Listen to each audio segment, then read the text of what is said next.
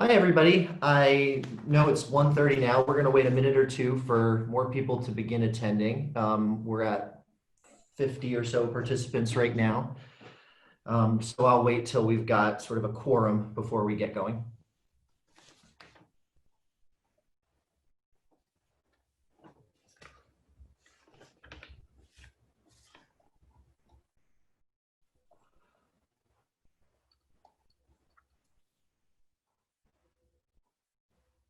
Okay, I'm going to call this a quorum now. So thank everybody for attending. Thank you to everybody for attending our webinar. This is the third in our series of working from home webinars. The first one was Dave Hughes and Sam Breslow on the Internet Tax Freedom Act. The second one was Marilyn and Jordan on their coast to coast update.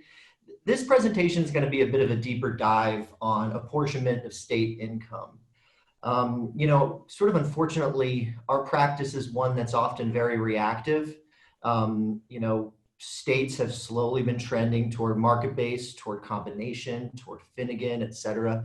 And we're often finding ourselves sort of grappling with all of these changes that are just happening rapidly, especially over the past 10 to 15 years. So we're really going to limit this conversation to 2020. I mean, that just gives you a sense of how many updates there really have been just this year, notwithstanding sort of the national emergency we're all experiencing right now. So I'm Chris Lutz. I'm in Washington, D.C. right now, and Breen Schiller, my partner, will be presenting with me. Apologies in advance if there are any dogs barking, kids screaming, internet outages, etc. It's sort of the new reality. Well, my kids are not here, so we have at least eliminated one of the potential interruptions, but my dog is, so. So yeah, we're looking forward to it. Throughout the course of this presentation, we are going to be putting up poll questions. That's for people who need CPE, just to make sure you're attending for purposes of certification. At the very end, you'll get an email for a survey. That really does help us in terms of like calibrating what kind of content we want to put out in the future. In fact, Jordan and I are doing a presentation in the second week of June that was prompted by one of these recommendations. So we really do encourage that. You'll also notice at the bottom, there is a questions and answers slide. And I will start with the very first question from Freddie Gonzalez. we already have I was just gonna say, Chris, we already have a question regarding the material. Yeah, and so Freddie asked, will we be getting slides for today's presentation? And if so, when? With previous presentations we've given, there's been really mixed responses on the extent to which people want sort of follow-ups on all of this. There's a survey that you'll get after this. I think the email is sent within 24 hours of the presentation that asks a number of questions. Among them, it will say, do you want the materials from this presentation? If so, put your email address in. If you do that, we'll get it to you. Alternatively, feel free to reach out to me or Breen right after this if you just can't wait to see a copy of our PowerPoint. So with that, we've got a great turnout today. Frankly, a somewhat intimidating amount, and in terms of the quality of our attendees and the people who are here, we're really pleased about that. And shout out to Texas, who really showed up for this presentation. So hopefully we will not experience any technological difficulties, and let's get going. I'm generally one for very bare bones PowerPoints and presentations. This presentation is going to get a bit more into the weeds with case developments and things like that. But just sort of as an overall perspective on what we're trying to do here, it's how did we get here, where are we, and where are we going? Sort of the history of what led us to the point we're at now with the transition from whether it be three-factor to single sales, whether it be COP to market, whether it be separate to combined or joist to Finnegan, right? This presentation, for the most part, is going to focus specifically on sourcing. There are other cases that do sort of hedge around that question because, whether you use a single sales factor today is much more important than it might have used to have been. I mean, I've always thought it's kind of interesting that in the transition to single sales factor, so we get rid of property and payroll, but then also with the sales factor, stop focusing on where our activities are occurring as well, looking exclusively to market. I always would have thought, if you really wanted to be Solomon-esque about this, what would make sense is keep property and payroll, but switch sales to market. That would give you really sort of holistic sense of a company's business, but that's not really what we're seeing. And I think, and Breen will talk much more depth about this, we're only really just starting to see a lot of the case developments come out with respect to like, what is the market? How do we define the market, et cetera? I think for a long time, we weren't seeing those cases because the legislation was so new. So we're finally getting those, and we'll dig deeply into some of those. And then finally, we'll talk about sort of what's on the horizon. I mean, you know, a lot of people are talking about the impact of CARES Act and remote employees and things like that. To me, there's such an event horizon line there that it's really hard to sort of pontificate on what the go forward concerns are going to be on that front. But we do know 5 states are going market-based sourcing effective this year. We know that the MTC has a number of committees that they're forming, particularly the Finnegan Committee, with respect to apportionment. So there are a lot of changes and developments on the frontier of all these questions. And I think that's going to be a really interesting conversation to enter into too. So with that, I'm going to use our first poll question.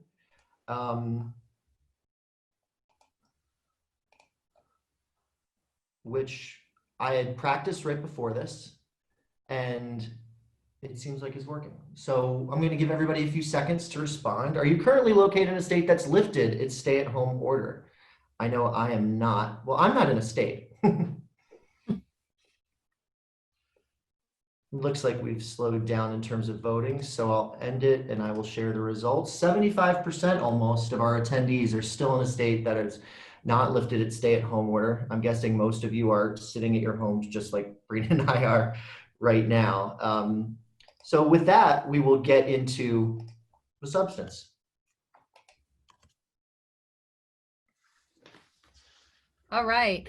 So as Chris stated, the majority of this presentation is really going to be kind of a deep dive into what we are seeing right now, particularly, or ironically too, Chris and I were talking about in 2020, we've had a lot of movement on this topic just as of late.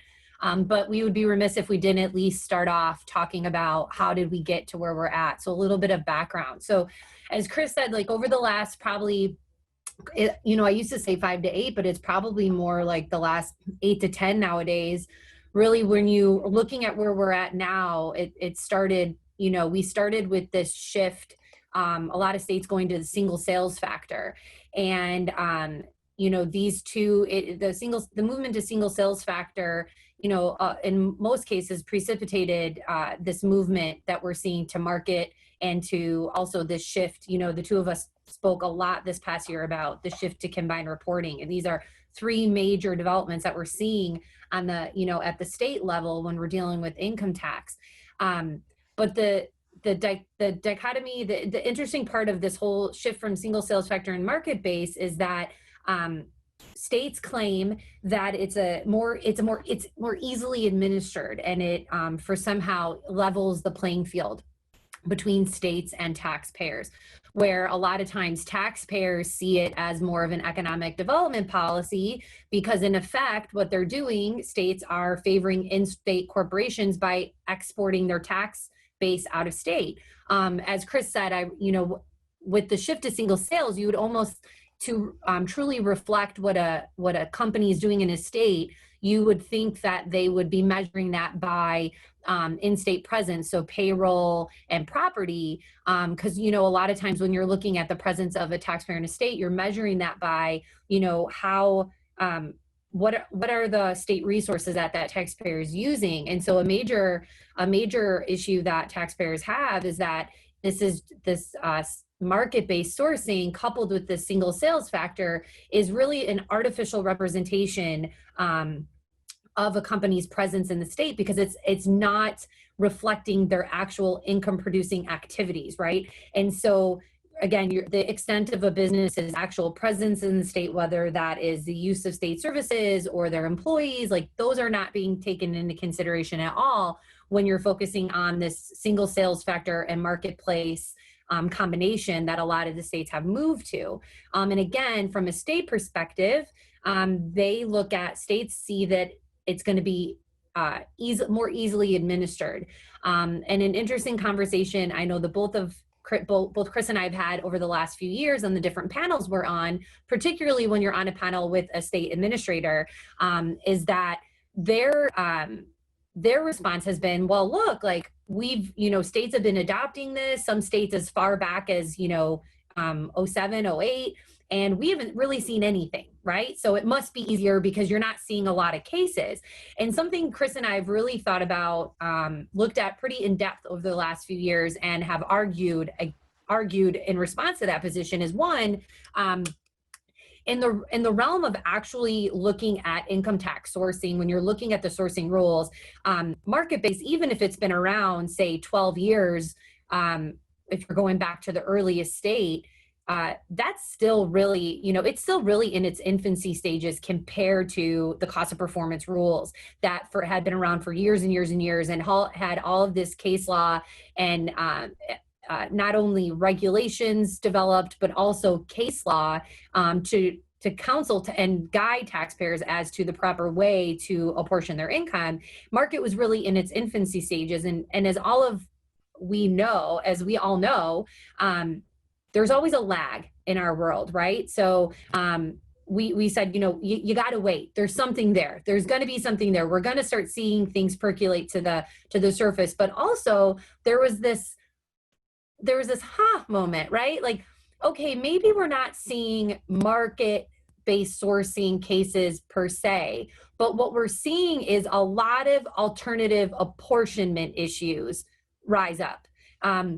Because what we've seen, and we're going to talk about a few of them today, is you'll see states implementing, so say you have a cost of performance state, you might see a cost of performance state implementing a market-based sourcing rule via, finding that their customers are quote unquote the income producing activity. And so I think we have seen a lot, or vice versa. And I think we have seen market issues pop up, but they've been under this guise of an alternative apportionment case. Well, and I'll add economic nexus to that as well, right? Yeah. I mean, in Illinois, for instance, before there were any substantive cases on what the market was defined as or how to identify the market, I mean, we were involved in economic nexus cases, right? Because if all you had was an income producing activity rule or property and payroll, et cetera, well, the fact that you had receipts sourced to a state didn't necessarily mean you had nexus. In fact, using Illinois as an example, their nexus reg specifically says simply because you have receipts in the numerator does not create a presumption that nexus exists. Nonetheless, economic nexus is obviously intertwined with having a market in the state, right? Yes. So a lot of these cases started with, wait, we're not subject to your taxing jurisdiction in the first place, let alone getting to whether we've identified the market correctly. Yeah, and just really quick before I address this slide, just to go over a few more rationales that I want to make sure we get out there. States have states as support for moving to market-based sourcing. States, a lot of the rationale was the complexity of sourcing receipts from non-tangible property when you're looking at intangibles or services. That was, again, this whole concept of like leveling the playing field. Administrative burden. You constantly would hear about the administrative burden on parties to determine the cost of performance components. But again, what's interesting, and Chris has we both have examples. Chris has a particularly interesting one of that he worked on in Washington State, but you see the same thing when you're dealing with market, because when later we'll talk about, like, there's these cascading rules, right? There's no clear set of guidance as to how to determine a taxpayer's market. And some states have implemented this idea of a cascading rule, and where you have the idea, which one of those can be a concept of look through, right? You're looking through your customer's customer, and talk about administrative burden. That's information that most taxpayers, that's not intuitive that you would have to have that information. So that in itself, there has been a huge administrative burden on the part of taxpayers dealing with market-based sourcing, as well as cost of performance. The aim at attributing state-based revenue to state-based market that contributes to the taxpayer's income. States have gone and said that it's the sales that more accurately represent a company's activity in the market, opposed to their actual, like, payroll, their presence in the state, their payroll, their property, et cetera. Getting it more closely in line with with the destination-based rules for sales of TPP. That's another rationale that we've seen thrown out there. And again, kind of owning it is just the request of in-state business. Again, because if you look at this from an economic development perspective, and you're an in-state company, you're going to want to export those factors out of state, right? You're going to want, particularly if you're a company that is headquartered in a state where it doesn't do a lot of business, but you have a large footprint. I mean, talk about a win for you, right? Well, and what you look to Maryland's recent proposed market-based sourcing legislation, what did we hear from the legislature? What did we hear from advocates for market-based sourcing? And there were many. It was that the income-producing activity rules punish in-state businesses and function as a tax loophole to out-of-state businesses, right? Yeah. That is the perspective of many advocates in states. Yes. And so Chris kind of touched on this already, you know, so how did we get here? Again, as we see this transition, a lot of the litigation was focused on what the economic nexus, alternative apportionment. And again, economic nexus becomes much more important when we're dealing in the context of market-based sourcing, because the sourcing, when you're dealing with the, you know, sourcing receipts of intangibles and services, you know, previously under the COP regime, even if a taxpayer had nexus, if nexus existed, taxpayers may still not have had any liability or very much liability in the state if none of their income producing activities were occurring in the state, right?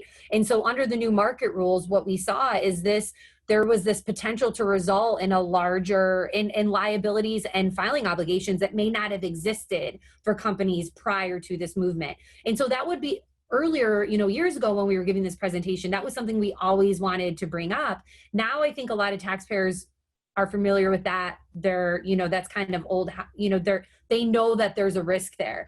But that's something that you have to keep in mind, that economic nexus and market-based sourcing, there's a huge interplay between those two. And then again, like we said, states using this definition of income producing activity to mirror market, we see that all the time, right? And we even saw that years ago. If you look at the Ameritech cases of Wisconsin or the Bell South cases out of Tennessee, prior to them becoming market states, that's exactly what they were doing. They were saying that their cost of performance, that their income producing activities were actually their customers located in that state. And in effect, all they're doing is enforcing a market concept. Yeah, and we'll talk about some cases very recently that did that as well. And you know, something else that's just like lingering in the background here, just to give a sense of the pace of all of this. Breen, when were we in Memphis 2 times ago? I want to say it was like the fall of 2018. We were in Memphis. We gave a presentation on income producing activity, and it was kind of like a reminder, hey, we know everybody's transitioning to market-based sourcing, but keep in mind, income producing activity is still the majority rule. That was true as recently as less than 2 years ago. It is not the case anymore.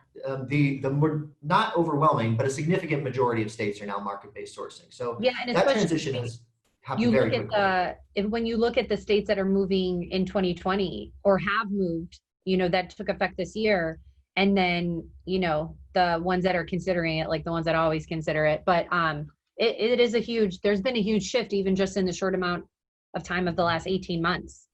And so that kind of, I think, organically leads to our next polling question.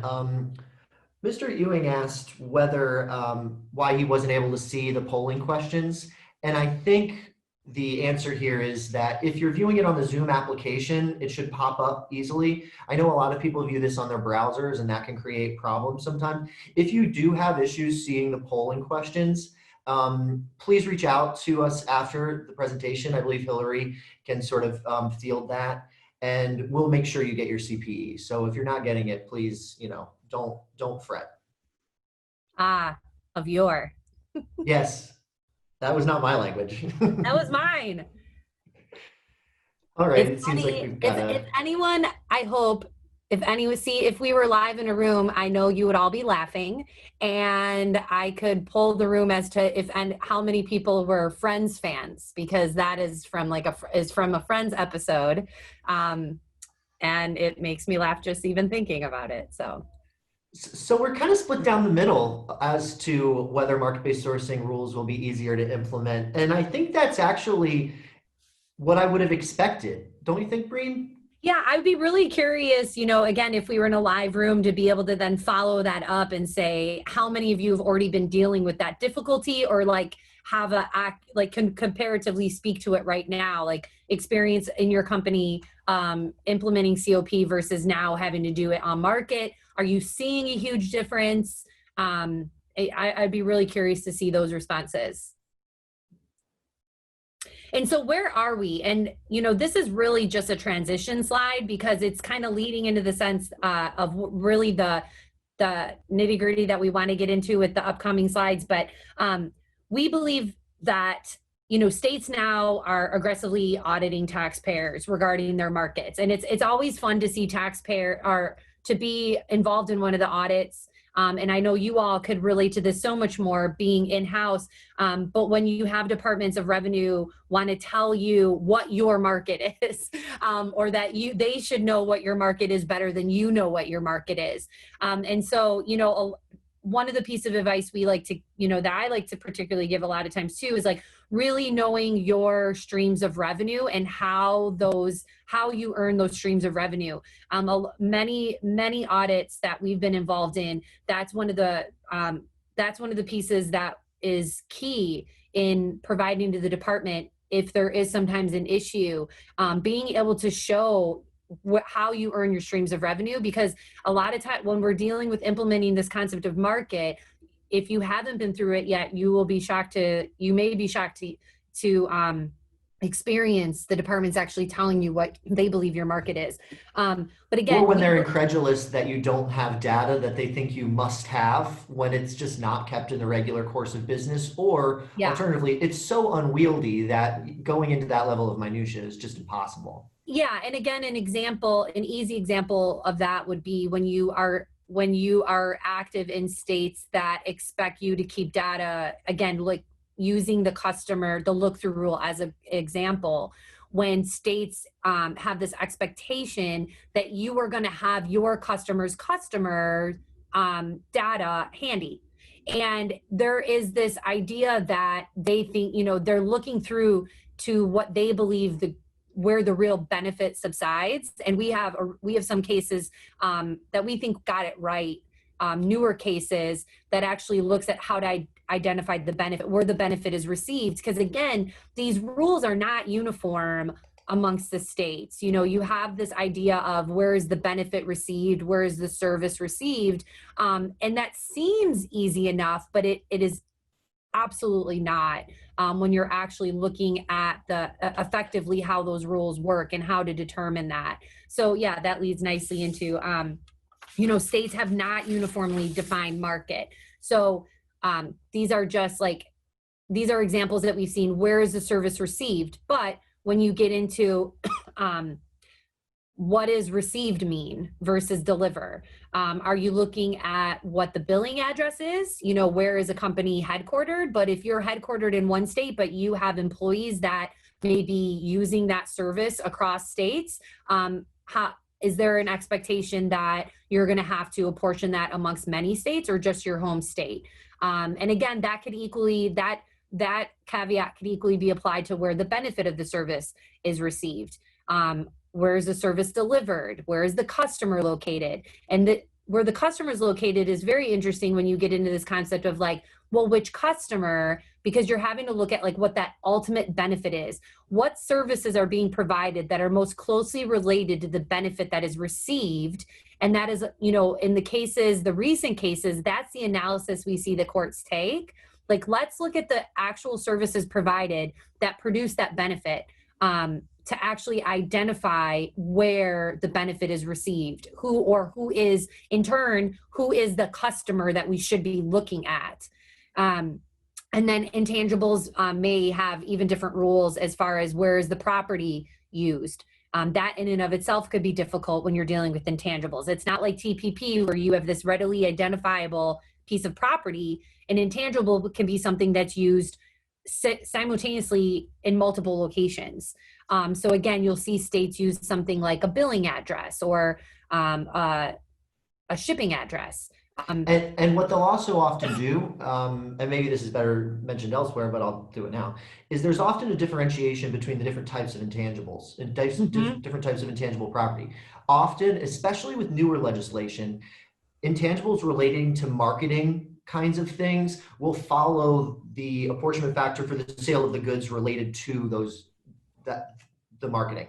But other types, sort of certain types of intellectual property that might include patents or copyrights, you would look in a different way. And then third, investment assets, things like interest, fee income from loans or other types of investments might be sourced in a third kind of way.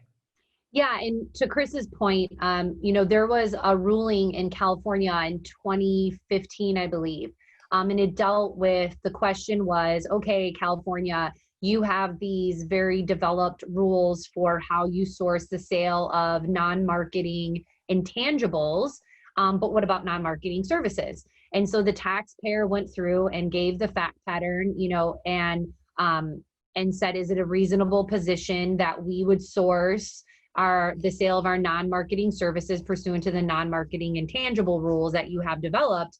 And ultimately, California said yes. That was the proper guidance. But again, that's an illustrative example of Chris's point, is that when you're looking at maybe the sale of services or marketing services is a great example. The ruling wasn't marketing services; it was actually like back office services that a company provided to an insurance company. But what California came out and said is, yes, follow the intangible rules that we've written for the sale of services. Now, the last time I looked, I don't believe that California has come out with specific rules for the sale of services, or at least non-marketing services. So I think that ruling would still be relevant or still be good law right now. But that was the position California took. Because it had not developed rules for the sale of services. And another interesting point, and we will talk about this later, and this is really interesting case law that's come up recently. A couple years ago, I was on a panel at Hartman with Joe Garrett, the former deputy income tax director for Alabama. And he had a question from the audience of, well, what does Alabama tell taxpayers that are in specific industries? That we had all of these industry specific rules that had been promulgated for us under cost of performance, and most states don't have those rules now for market. And at the time, and this was in response to his statement that he believed, or Alabama's position at the time, and this was probably 2018, their position was market was easier to implement. And so this audience member said, well, what about the fact that, you don't have industry specific rules? And at that time, Mr. Garrett said, well, we would advise you to still follow the cost or performance rules for your specific industry in a market-based world. So again, not very clear guidance, but that also highlighted an issue or a problem that existed under market rules. And we're starting to see that come to the surface now in some recent cases. Yeah, and just another couple things I'll mention sort of on the reminder side is, when we either come to these sourcing hierarchies where they say, if this is not readily determinable, then you might go to where the service is ordered. If that's not readily determinable, go to where it's billed, et cetera. There are often strange little caveats to those provisions in different state law. I'll just throw Minnesota out there because I was looking at it recently. Minnesota, when selling to a corporate customer, looks to where the service is received, where that customer has a fixed place of business. And that can be really tricky, right? Because you may not know whether your customer has a fixed place of business, but it's predicated on this idea that, well, you can only receive a service where you are. Well, obviously, that's very different than when we look at the state that looks to where the benefit of a service is received, which I think is a much more abstract kind of concept than literally where the service is directly received.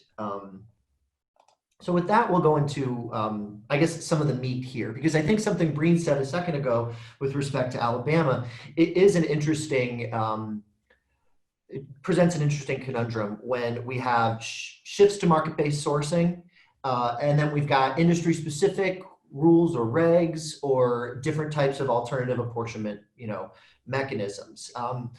New Jersey has, for certain types of services, particularly telecommunication services, a regulation that provides for what's effectively alternative apportionment. During these years at issue, for the expedite case, which, we're sitting here in 2020, to give you a sense of how, slow some cases can be. These tax years were 1998 to 2002, and it was during income producing activity rules. The taxpayer took the position that it was where their callers originated, or in this case, they provided messaging services via fax and email.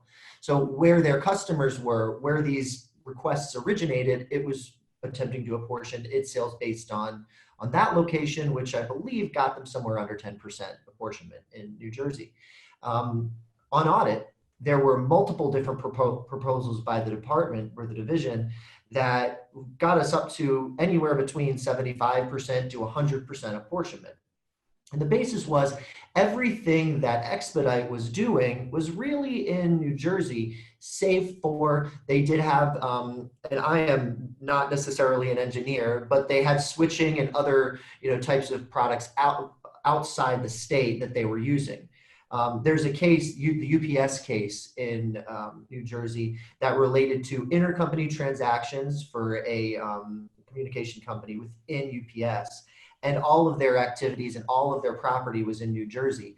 And the tax court in UPS apportioned 100% of their receipts to New Jersey, notwithstanding the fact that this was a multinational, multi-state enterprise, and receipts were derived from all over the place. So the division ultimately came up with using this 25-50-25 rule with respect to expedite services. And what that basically says is we look to where the communication originates, we look to where the services are performed, that's the 50, and then we look to where this communication terminates.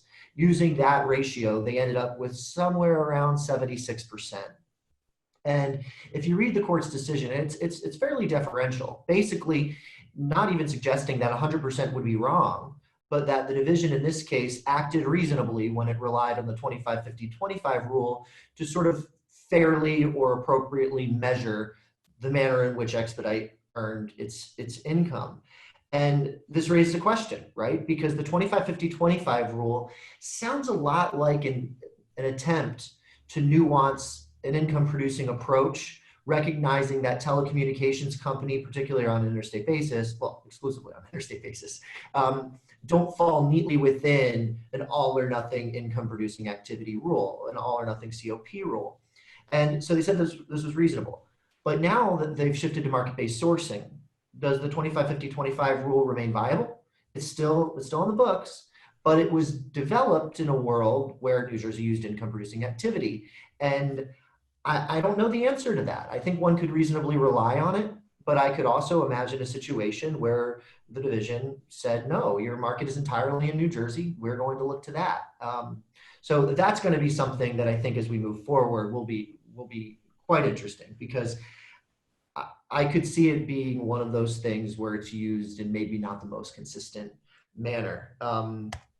Before we talk about serious, which also kind of hedges around this question of, wait a second, we've got a state that's generally an income producing activity state, as many of the people on this webinar know.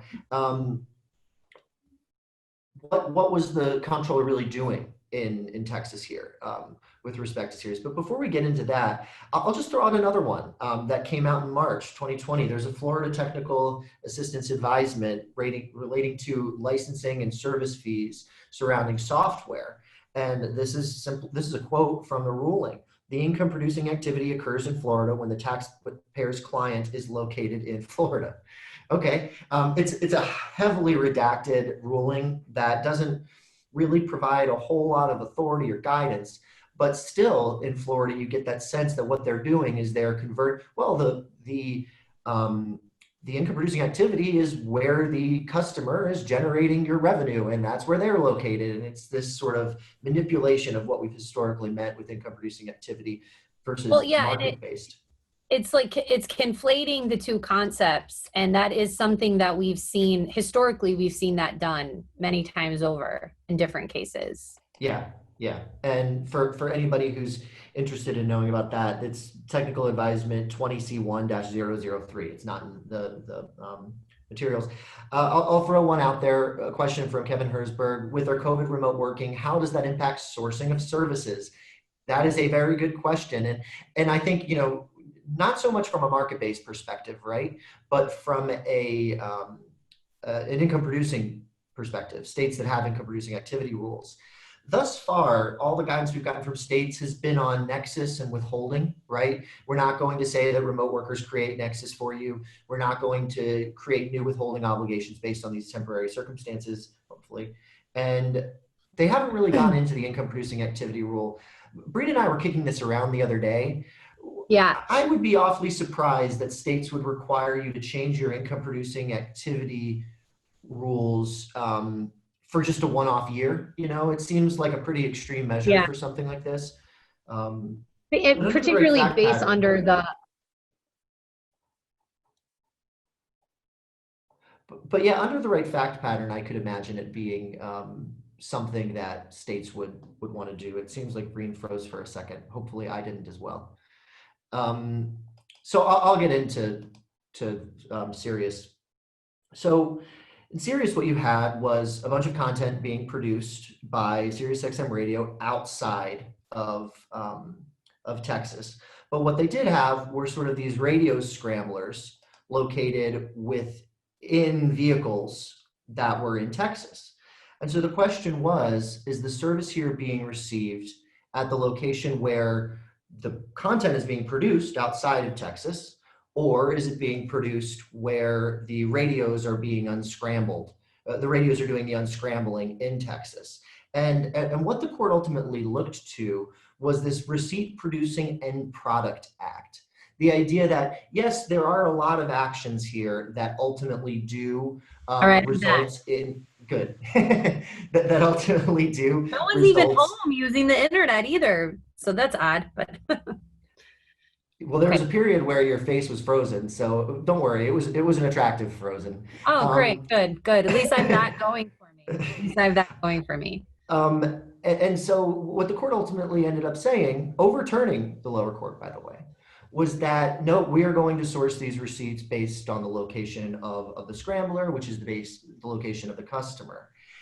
And in that case, I gotta say, I don't necessarily agree with the outcome.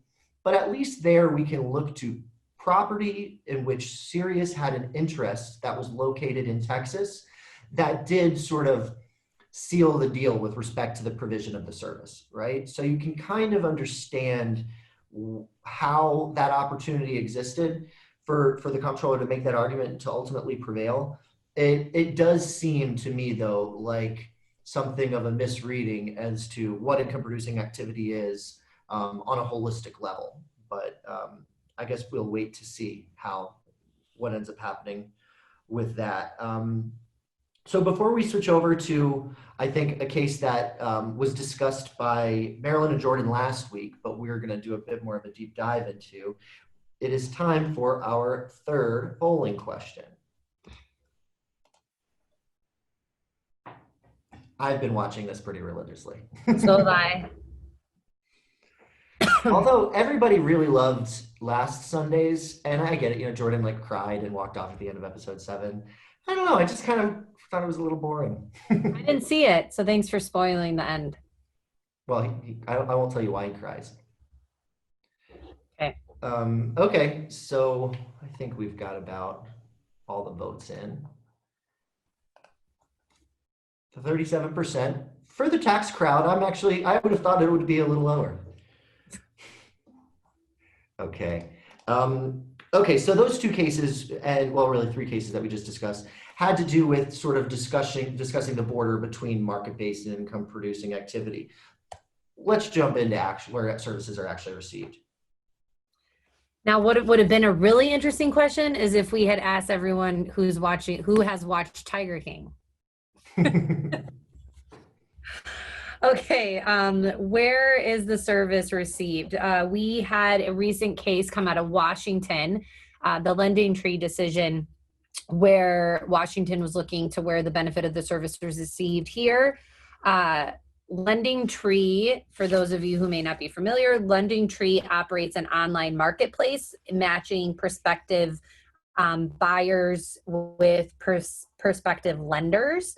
So Lending Tree provides a array of services for the buyers in order to match them with the best, what they call the best fit lender. But the Lending Tree also provides the lender services. And particularly here, the lenders that were located in Washington, they provided those lenders services on the lender side.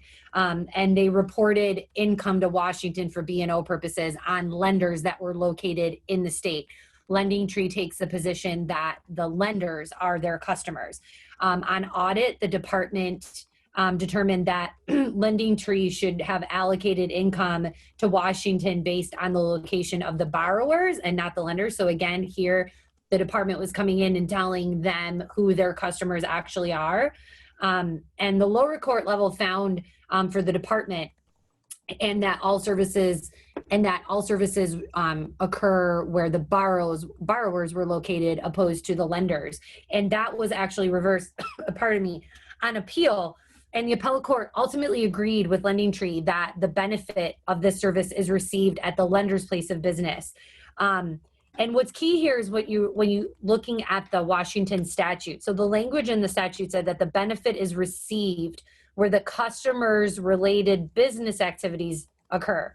Now the department defined those activities that, or those are defined as activities that are closely or directly related to services performed by the taxpayer. So on appeal, the department must have stipulated to this because there was no disagreement on appeal as to who Lending Tree's customers actually were and that their customers were the lenders. So the appellate court, what they had to look at was where, what state. They must look at the state where the lenders conduct the business related to the services provided by Lending Tree. And so what that means is Lending Tree argued, listen, the lenders receive the benefit of our services at their location because they receive the evaluations, the questionnaires, and the qualitative referrals that we make based on the analysis we do. They receive that at their headquarters, at their location, their place of business. And the department argued on appeal that the lenders receive the benefit of Lending Tree services based on where the consumers they're matched with are located. So they kind of changed their argument on appeal just a bit from what their lower court argument was. And ultimately the court found that the lenders receive the benefit of services where they actually receive the referral and they utilize that analysis information that Lending Tree provides them. And that was found to be at their location because ultimately what Lending Tree said is, listen, like we don't match them. We don't take a buyer and a lender and say, you two are a perfect match. That's not the business we're in. We're a platform. We connect people. We connect buyers with lenders. We do the analysis. We provide the lender the tools to make the determination as to whether or not they want to make the loan. We don't tell them that they should make the loan to this customer or to this buyer. And so they said, our service, we provide them the benefit of our service at their location because they're our customer. And then they utilize that information at their home base. And so the court ultimately found, if you look at the services, the analysis was looking at the services that are most closely related to the ultimate product, meaning this analysis and referrals that they provide them. You have to look where that occurred. And here they found that occurred where the lenders are located, not the consumers. This case is a big deal. It implicates a lot of taxpayers that we've worked with. There are other pending cases in the state. There are regs on the book in Washington, in Washington that would be implicated. And because we're running short on time, I'm not going to spend too much time on it, but I just want to flag it. Washington Administrative Code 458-20-19402 says, as one of its examples, a manufacturer hires a law firm to defend a product liability suit. The law firm's services benefits are received where the manufacturer sells those widgets that are related to the product liability suit.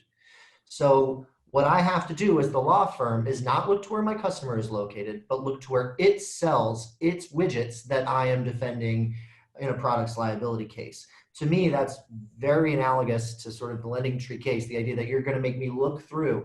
And putting, sort of that aside, the other issue is how in the world am I going to know where my client sells their widgets? It's just an unmanageable thing. So I think that a lot of Washington rules are going to be implicated by this case and cases that follow from it. And I think that this case is, the lens of this case is particularly helpful in the Ohio, the Defender Security. So this one is on appeal to the Ohio Supreme Court right now. They just had oral argument, and the issue here was Defender is an authorized seller of ADT security services and systems. So they themselves don't provide the services, but they sell the equipment, and they sell essentially the service contracts to customers located in Ohio, and then they turn around and sell those to ADT to perform the services. ADT is not located in Ohio. They don't have a service center in Ohio. Defender's headquarters are in Indiana. ADT's in Colorado. ADT performs their security services out of 6 hubs. None of them are out of Ohio.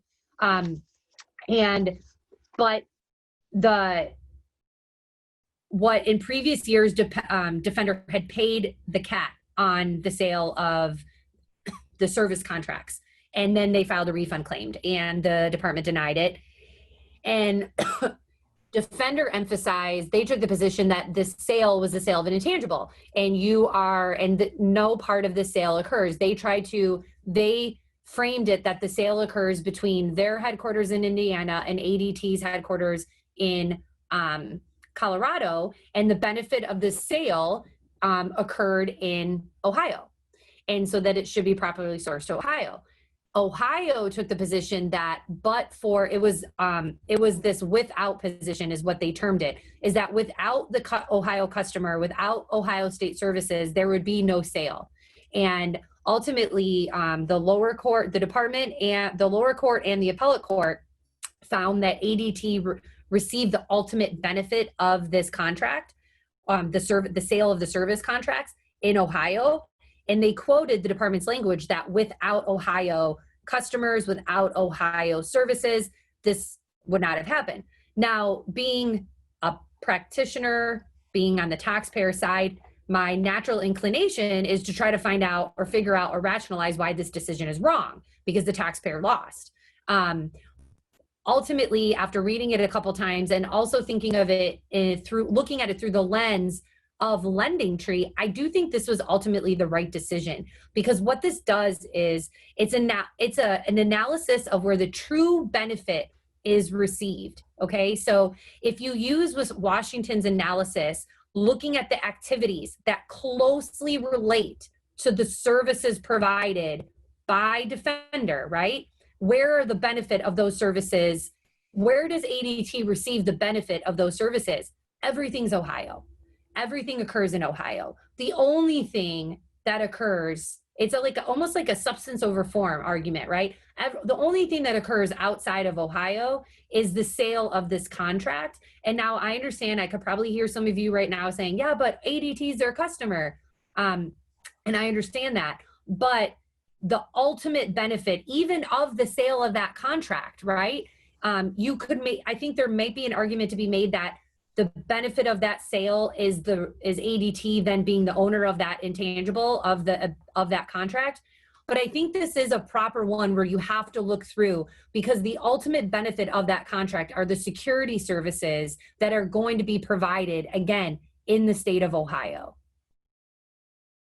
And we just got a question from Jeff Rhines, Breen, a service received question. There's a printer in state A, a customer in state B. Customer instructs printer to send the printed materials to their client's client in multiple states. Where is this service received? I'll give what I think the answer is. It's going to be a very lawyerly answer. It depends. It's a very emphatic, it depends. I think it depends. So there are certain states that have the delivered rule, other states that have the benefit rule. Others that say, like I gave the example in Minnesota, it can only be where the customer has a fixed place of business, and if you can readily determine where their services are received.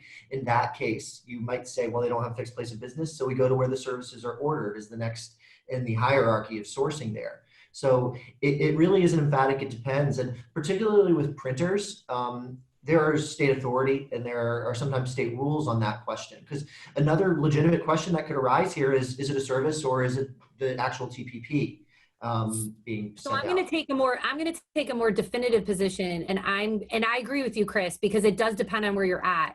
I'm going to say, and again, with all caveats included, I'm going to say that it's state B. And the reason being, I think you can make, there's an arguable position to say that you as the printer are providing, the direct benefit is that you're alleviating the client B's administrative burden of having to do the printing itself. And so that is where your direct service is not necessarily providing those to their customers, but you're alleviating an administrative burden of client B by doing the printing. And so I think the direct benefit of that service is where client B is located. That would be my answer. I think that's a legitimate reading.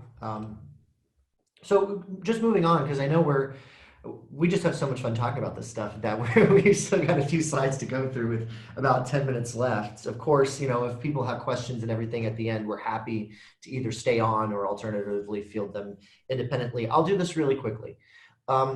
We're seeing when you have a liquidation of an ownership interest in an entity, both of these cases involved S corps.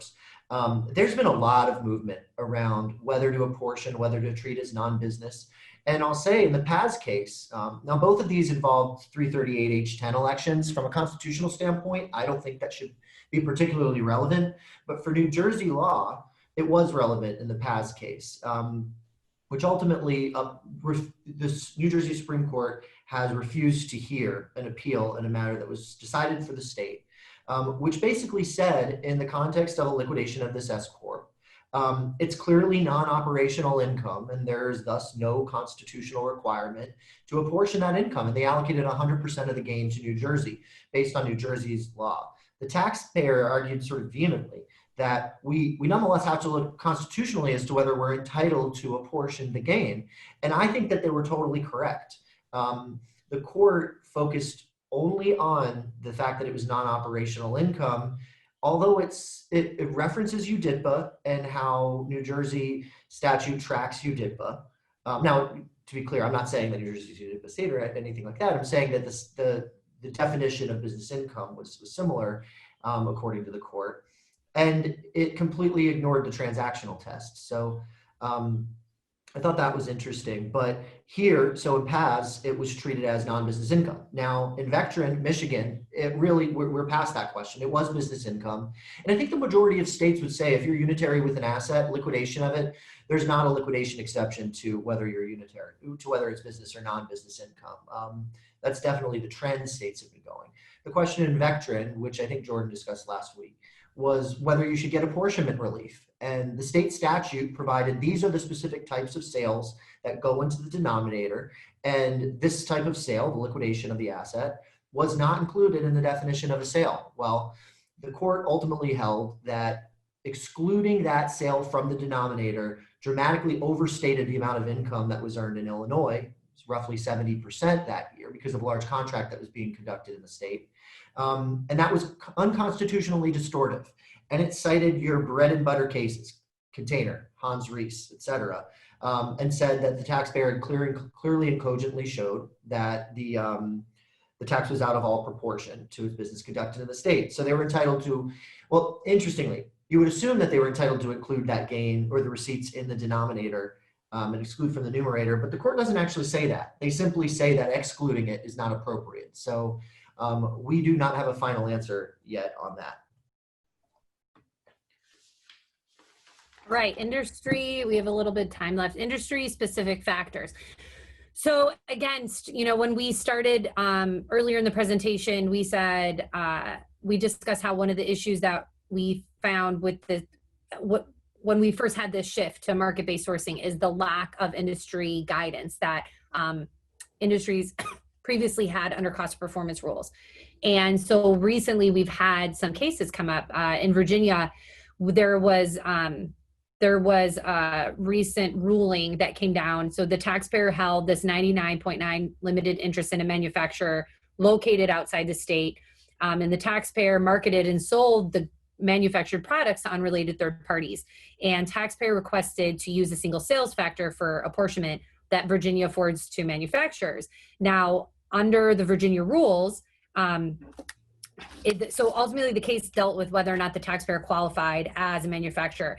Under the Virginia rules, Virginia purposes, that like most states, and I'll mention this in a little bit, this was controlled and dependent on the company's qualifications as a manufacturer, and that was according to the North American Industrial Classification System, or NAICS.